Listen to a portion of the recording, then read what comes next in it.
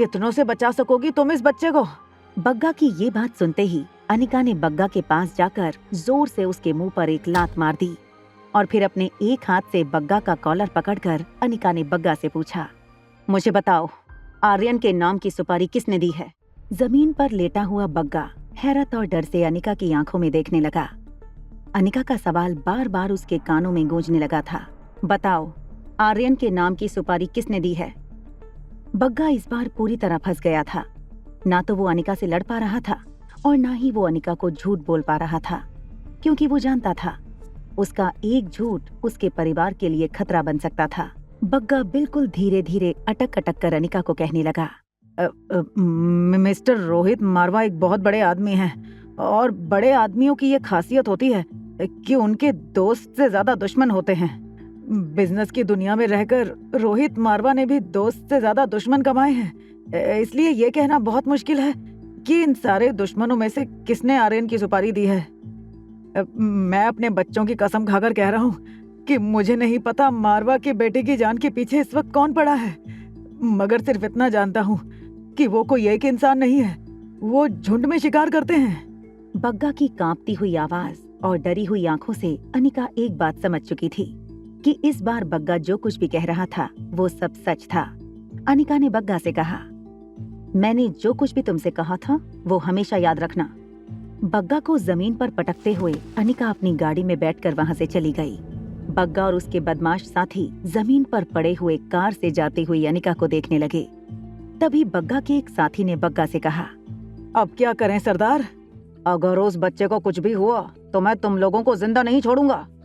अब हमें यही रहना होगा और इंतजार करना होगा कि अगर कोई और गैंग आकर उस बच्चे पर हमला करे तो हमें उस बच्चे को बचाना होगा। ये कहकर बग्गा और उसके साथी फिर उसी जगह पर चले गए जहां अनिका के जाने से पहले वो छुपकर आर्यन के आने का इंतजार कर रहे थे। वाओ सुपर मम्मी, आज तो तुमने कमाल कर दिया। मम्मा तुम सचमुच सुपर मॉम हो।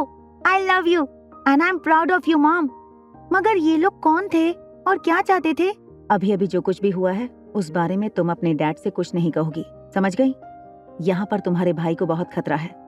बस हमें किसी तरह तुम्हारे भाई को संभल करके इस घर से बाहर ले जाना है और फिर हम तीनों देश छोड़कर कहीं दूर चले जाएंगे। बस फिर हम तीनों वहाँ हमेशा हमेशा के लिए खुशी खुशी रहेंगे, जहाँ तुम्हारे भाई को इन गुंडों से या तुम्हारे डैड के दुश्मनों से कोई खतरा ना हो। मारवा हाउस में आर्यन काफी एक्साइटेड लग रहा था, क्योंकि आधा घंटा पहले रिया ने उसे मैसेज करके ये बात बताई थी कि बहुत जल्द उसकी पूरी फैमिली रीयूनाइट होने वाली थी। मगर इससे पहले कि रिया और अनिका बंगले में आते, आर्यन अपने डैड को ये समझाना चाहता था कि वो रिया और अनिका के साथ कोई ऐसा बर्ताव ना करें जिससे अनिका को उन पर गुस्सा आ जाए। इसलिए आर्यन रोहित को ढूंढते हुए रोहित के ऑफिस में पहुंचा। जब रोहित आईने में देख रहा था तब अचानक उसे आर्यन की आवाज सुनाई दी। आर्यन की ओर देखकर रोहित ने अपनी एक आईब्रो ऊपर करते हुए आर्यन से पूछा, क्या हुआ, क्या चाहिए तुम्हें? Dad, you have a daughter.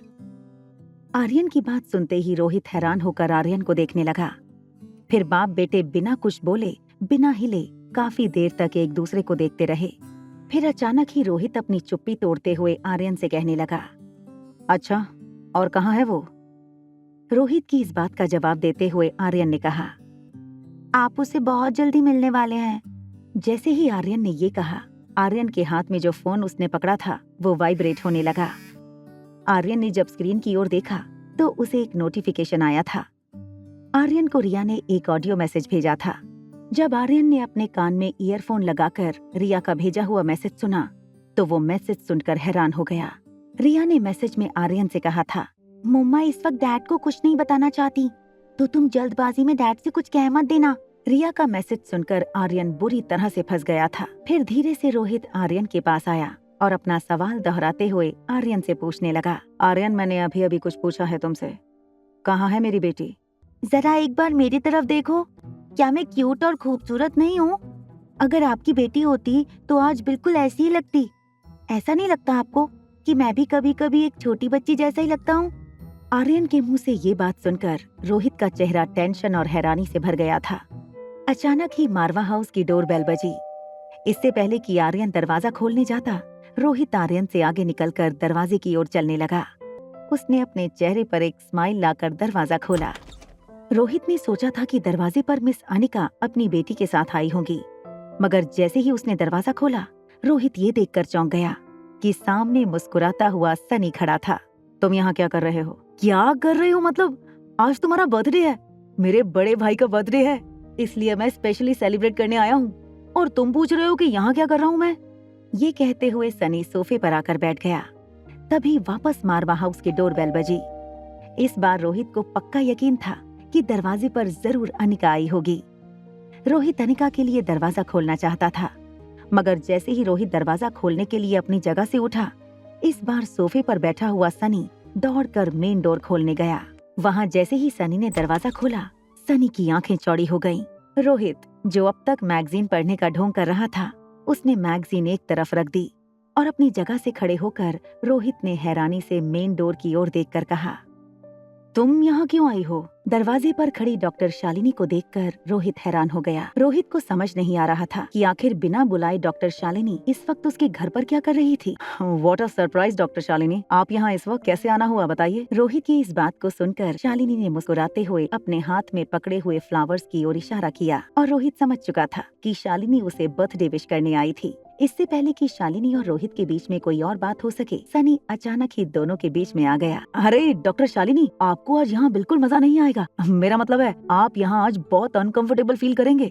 मेरा मतलब ये है कि आज आप जैसी खूबसूरत लड़की का इस पार्टी में होना मुझे थोड़ा सा ऑकवर्ड लग रहा है। वो क्या है ना कि आज पार्टी में सारे के सारे मेल गेस्ट आने वाले हैं। इतनी सुंदर लड़की को अगर पार्टी में देखेंगे तो मेरा मतलब है कि आप बहुत अनकंफर्टेबल फील करेंगे। I hope you understand. Sunny Shalini को ये कहना चाहता था कि अपना गुलदस्ता यहाँ टेबल पर रखो, रोहित को बर्थडे विश करो और इधर से निकल जाओ, मगर शालिनी सनी की ये चाल कामयाब नहीं होने देना चाहती थी। मुस्कुराते हुए सनी से कहा, तुम मेरी फिक्र मत करो, मैं अपने आप को संभाल सकती हूँ। By the way, thanks for your concern. ये कहने के बाद डॉक्टर शालिनी सीधे किचन की ओर जाने लगी। रोहित समझ नहीं पा रहा था आज अचानक क्यों इतने बिन बुलाए मेहमान उसके घर में एक के बाद एक आने लगे थे, और जिस मेहमान को बुलाया था वो तो अब तक पहुँची ही नहीं थी। जैसे ही डॉक्टर शालिनी किचन के अंदर एंटर हुई, फिर से मारवा हाउस की डोरबेल बजने लगी। इस बार रोहित ने वहीं रुकने का इशारा किया, लेकिन तभी किचन से बाहर निकलते हुए डॉक्टर शालिनी ने रोहित और सनी से कहा, आप लोग रुकिए, मैं देखती हूँ कौन है दरवाजे पर। शालिनी की इस हरकत पर रोहित, मारवा और सनी दोनों एक दूसरे को ऐसे देखने लगे जैसे दोनों को अभी अभी 440 वोल्ट का झटका लगा था। जैसे ही डॉक्टर शालिनी ने दरवाजा खोला, सामने खड़ी अनिका को पार्टी ड्रेस में सजी हुई देखकर शालिनी की आंखें चौड़ी हो गईं। तुम यहाँ क्या कर रही हो? ये कहते हुए शालिनी दरवाजे के बाहर आकर अनिका के पास खड़ी हो गई और पीछे से उसने दरवाजा थोड़ा सा बाहर की तरफ मोड़ लिया, जिससे रोहित बाहर खड़ी अनिका को न देख सके। क्यों, क्या मैं यहाँ नहीं आ सकती हूँ? देखो,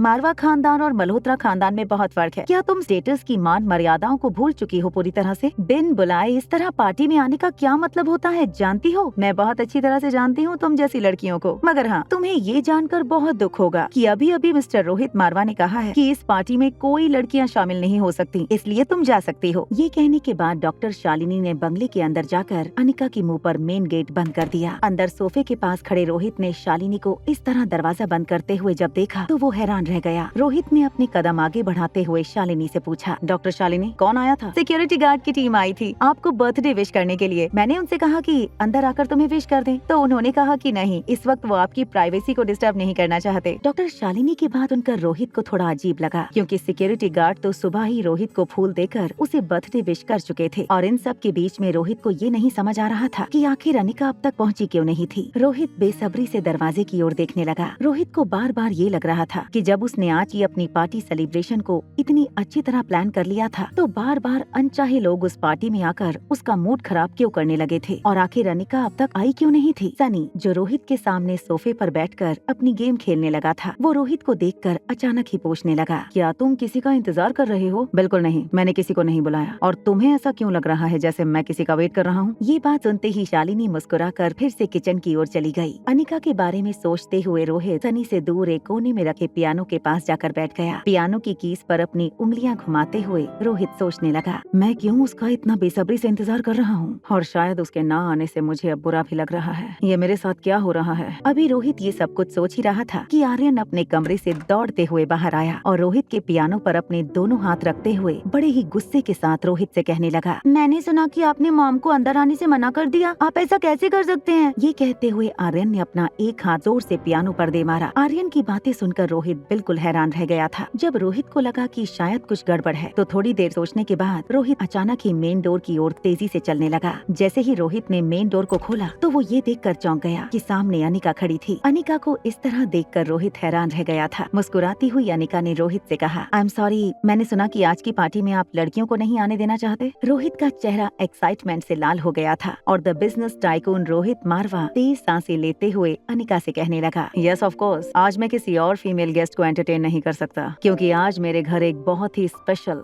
छोटी सी फीमेल गेस्ट उसकी मॉम के साथ आने वाली है। रोहित ने प्यार से मुस्कुराते हुए अनिका की बगल में खड़े बच्चे की ओर देखा। बच्चे को देखते ही रोहित की नजरें जैसे एक पल के लिए बच्चे पर जम गईं। रिया ने अपने चेहरे पर लाल कलर की पेंट की थी जिसमें पिंक और येलो कलर के बॉल बनाए थे। अपनी नाक को हरा पेंट किया था और सर पर एक लंबी सी टोपी पहनी थी। अपनी आंखें टेढ़ी करके जैसे ही रिया ने रोहित की ओर देखा, रोहित की हंसी छूट गई। नन्ही सी रिया ने पीछे खड़ी डॉक्टर शालिनी की ओर इशारा करते हुए रोहित से कहा, वो बड़ी आंटी हमें अंदर नहीं आने दे रही थी। रोहित हैरान होकर शालिनी की ओर देखने लगा। अपने झूठ पर से पर्दा उठते हुए देखकर डॉक्टर शालिनी को शर्मिंदगी महसूस हो रही थी, मगर अपने चेहरे के एक्सप्रेशन को होल्ड करते हुए अपनी उसी अकड़ और एरोगेंस के साथ डॉक्टर शालिनी ने कहा, मिस्टर मारवा, मैंने जानबूझकर आपसे झूठ नहीं कहा था। जब मैं यहाँ अंदर आई तब मैंने सुना कि आप लोग आज लड़कियों को पार्टी में शामिल नहीं करना चाहते, इसीलिए मुझे ऐसा लगा कि मुझे आपकी परेशानी और बढ़ानी नहीं चाहिए और इसीलिए मैंने ये बहाना बनाया कि आपका सिक्योरिटी स्टाफ आपको विश करने आया था। शालिनी ने अनिका की ओर देखकर मुस्कुराते हुए कहा, मगर मैं गलत थी। मुझे लगता है कि मिस्टर मारवा ने ही आपको यहाँ आने का इनविटेशन दिया था। चलिए, अब जब सब कुछ क्लियर हो गया है तो कोई मिसअंडरस्टैंडिंग नहीं रही हम तीनों के बीच में। अनिका डॉक्टर शालिनी की इस बात का एक करारा जवाब देना चाहती थी। तभी डॉक्टर शालिनी के कानों पर एक आवाज पड़ी, बहाने बनाने में आप सचमुच एक मास्टर हैं डॉक्टर शालिनी। जो आवाज अभी अभी अनिका के कानों पर पड़ी थी, अनिका को ऐसा लगा जैसे ये आवाज अनिका ने पहले भी कभी सुनी थी। जैसे ही अनिका ने पीछे मुड़कर देखा, वो देखकर हैरान हो गई। डॉक्टर शालिनी को अभी अभी जिसने मुंह तोड़ जवाब दिया था वो रोहित का पर्सनल सिक्योरिटी गार्ड अब्दुल था। अब्दुल रोहित मारवा का एक बहुत ही वफादार एम्प्लॉय था। पिछली बार जब अब्दुल ने अनिका के आने की खबर रोहित मारवा को नहीं दी थी, तब रोहित ने बड़ी सख्ती से अब्दुल को ये समझा दिया था कि वो अपने आप को रोहित का गार्डियन न समझने लगे और अब्दुल की ट्रांसफर करते हुए रोहित ने बेंगलुरु वाली ब्रांच में सिक्योरिटी की देखभाल के लिए भेज दिया था। मगर अब रोहित को लगता था कि उसे अब्दुल को उस दिन ओवर रिएक्ट करके कुछ ज्यादा ही दूर भेज दिया था और अब रोहित ने अपनी और आर्यन की सिक्योरिटी के लिए अब्दुल को बेंगलुरु से वापस बुला लिया था। रोहित ने अब्दुल को अंदर आने का इशारा किया और उससे बेंगलुरु की ऑफिस का हाल चाल पूछने लगा। रोहित, अनिका, रिया और अब्दुल आगे चलते हुए हॉल के सोफे के पास जाकर बैठ गए। जब ये चारों बातें कर रहे थे तब किसी का ध्यान डॉक्टर शालिनी पर नहीं था। सनी भी अपनी गेम खेलते हुए शालिनी की ओर मुस्कुराकर रोहित के पास जाने लगा। जब शालिनी ने देखा कि उसके यहाँ होने या ना होने से किसी को कोई फर्क नहीं पड़ता, तो शालिनी ने एक लंबी सांस छोड़ते हुए अपनी हील को जानबूझकर फर्श पर पटक कर चलना शुरू किया, जिससे लोगों की नजर शालिनी पर पड़े। आखिर वो भी इस वक्त कमरे में मौजूद थी, मगर रोहित और अनिका जो एक दूसरे को देखने में बिजी थे, उनके कानों में शालिनी के कदमों की आवाज तक नहीं पड़ी। मगर हील की आवाज सुनते ही रोहित के पर्सनल सिक्योरिटी मैनेजर अब्दुल ने डॉक्टर शालिनी से कहा, वेल मिस शालिनी, आज मिस्टर मारवा का बर्थडे है तो हम आज किसी फीमेल गेस्ट को होस्ट नहीं कर सकते। ये कहते हुए अब्दुल ने बड़ी इज्जत के साथ शालिनी को बाहर का रास्ता दिखाया। जैसे ही शालिनी को बाहर एस्कॉर्ट करते हुए अब्दुल ने शालिनी के मुंह पर बंगले का दरवाजा बंद किया। शालिनी फटी आंखों से बंद दरवाजे को देखने लगी, मगर शालिनी को इस वक्त अब्दुल से ज्यादा अनिका पर गुस्सा आ रहा था। आखिर उसके साथ जो कुछ भी हो रहा था उसकी वजह सिर्फ और सिर्फ अनिका की मौजूदगी ही थी। अंदर बैठे रोहित और अनिका इस बात से बिल्कुल अनजान थे कि दरवाजे के बाहर खड़ी शालिनी इस वक्त बेहद गुस्से में थी। अनिका ने अंदर आते ही टेबल पर पड़े ग्रीटिंग कार्ड को देख लिया था। ग्रीटिंग कार्ड की ओर इशारा करते हुए अनिका ने रोहित से पूछा, क्या ये वही कार्ड है जो आपके बेटे ने आपके बर्थडे के तौर पर गिफ्ट किया है? रोहित आर्यन को अपनी आंखें बड़ी करके हाँ कहने का इशारा करने लगा। तब आर्यन ने अपनी मॉम की ओर देखकर एक स्माइल देते हुए हाँ में अपना सर हिला दिया। कार्ड पर लिखा हैप्पी बर्थडे देखकर बहुत प्राउड फील करने लगी। फाइनली खाना खाने के बाद रिया ने रोहित को वो बर्थडे गिफ्ट भी दिया जो रिया ने अपने डैड के लिए तैयार की थी। रोहित की तारीफों में बनाया हुआ एक छोटा सा राइट अप रिया ने अपने हाथ पर हाथ रखकर बोलना शुरू किया। रिया की स्पीच में हो रही रोहित की तारीफ और झूठे प्रेजेस सुनकर रोहित भी रिया की इन बातों का मजा लेकर अपने आप पर हंसने लगा था। फिर कुछ देर अनिका और रोहित ने यूं ही यहाँ वहाँ की बातें की। तभी अचानक रोहित से बात करते वक्त रिया ने रोहित को डैड कहकर बुलाया। तभी बात को संभालते हुए अनिका और आर्यन ने किसी तरह सिचुएशन संभाल ली, इससे पहले कि रिया रोहित के सामने ऐसी कोई बात कह दी जिससे रोहित को शक हो जाए। अनिका रिया को लेकर वहाँ से चली गई। अनिका और रिया के जाते ही पूरा बंगला जैसे अचानक ही बिल्कुल शांत हो गया। बाप बेटे पहले की तरह तरह एक दूसरे को घूर घूर के देखने लगे। आर्यन इस बात से हैरान था कि आखिर उसके डैड ने आज उसे झूठ बोलने को क्यों कहा था कि वो बर्थडे कार्ड आर्यन ने रोहित के लिए लिखा था। आपने झूठ कहा तब तक तो ठीक है, मगर मेरी हैंड राइटिंग इतनी बुरी नहीं है। आपने मेरी इम्प्रेशन बिगाड़ दी। अब उन्हें कैसा लग रहा होगा कि मेरी हैंड राइटिंग इतनी खराब है। दरअसल जब रोहित को कुछ नहीं समझा कि वो कैसे अनिका को इस बात के लिए कन्विंस करे कि आर्यन ने उसे बर्थडे कार्ड गिफ्ट किया था, तब रोहित ने अपने लेफ्ट हैंड से आर्यन की हैंड राइटिंग कॉपी करने की कोशिश की थी। आर्यन रोहित से नाराज होकर अपने कमरे में चला गया। फिर रोहित चिराग मेहता और सिक्योरिटी इंचार्ज अब्दुल को लेकर अपनी ऑफिस वाली कैबिन में चला गया। कैबिन में जैसे ही रोहित अपने चेयर पर बैठा, चिराग मेहता ने रोहित से कहा, मुझे लगता है आपके चाचा ने फिर से आर्यन बाबा को किडनैप करने की सुपारी दी थी और इस बार मुझे लगता है कि उन्होंने आर्यन बाबा की फोटो भी गुंडों को दी थी। चिराग मेहता की ये बात सुनकर रोहित बहुत परेशान हो गया। पास खड़े चिराग मेहता और अब्दुल से कहा, आर्यन की कोई बात लीक नहीं होनी चाहिए, कोई भी नहीं। वहाँ रिया के लाइव स्ट्रीम गेमिंग ऐप के इंचार्ज ने एक्साइट होकर अपने सुपरवाइजर से कहा, सर मैंने कहा था ना आपसे, ये लिटिल एंजल तहलका मचा देगी।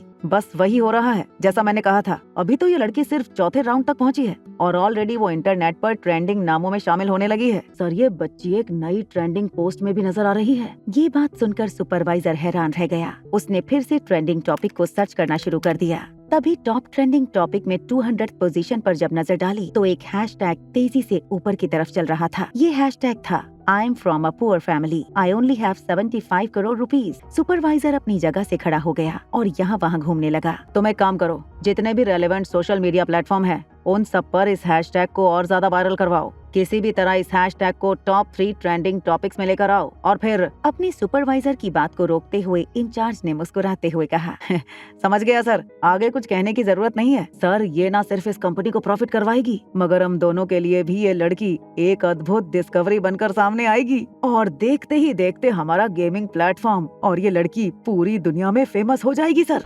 आगे की कहानी जानने के लिए देखें अगला एपिसोड सिर्फ पॉकेट एफएम के यूट्यूब चैनल पर। और एक लड़की को देखा तो के सारे एपिसोड को सुनने के लिए डिस्क्रिप्शन में दी गई लिंक से डाउनलोड करें पॉकेट एफएम ऐप।